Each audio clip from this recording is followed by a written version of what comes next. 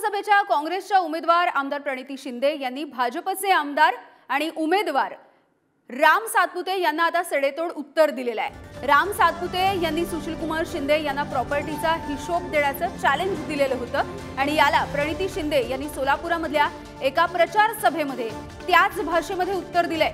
उमेदवारी जाहीर झाल्यापासून या दोघांमध्ये आरोप प्रत्यारोप रंगलेले दिसतायत।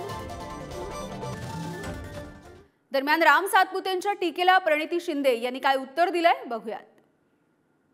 माझं माननीय सुशीलकुमार शिंदे साहेबांना ओपन चॅलेंज आपल्या माध्यमातून त्यांनी त्या ठिकाणी सोलापूरच्या कुठल्याही चौकात येऊन माझ्याशी त्यांच्या प्रॉपर्टीचा हिशोब त्यांनी मांडावा, मी माझ्या प्रॉपर्टीचा हिशोब मांडतो। दूध का दूध आणि पाणी का पाणी होऊन जाईल। मी माझं बॅलन्स शीट दाखवतो, मी त्या ठिकाणी माझ्यावर असणारं कर्ज दाखवतो। आपल्याला ते प्रतिज्ञापत्रामध्ये दिसेल। एखाद्या सामान्याच्या मुलाने घर बांधलं तर इतकी मळमळ कशाला पाहिजे यांना। त्यामुळे अशा पद्धतीने दुर्दैव आहे। त्यांनी हिशोब द्यावा की राज्याचे मुख्यमंत्री असताना त्यांनी सोलापूरसाठी काय केलं।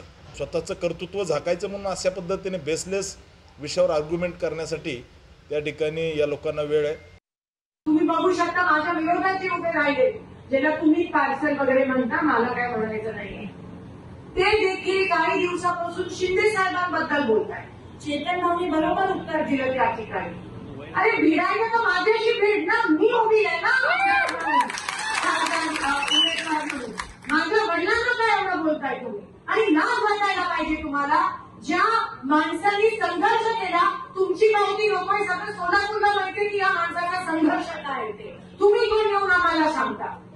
लाज वाटायला पाहिजे असं बोलायला।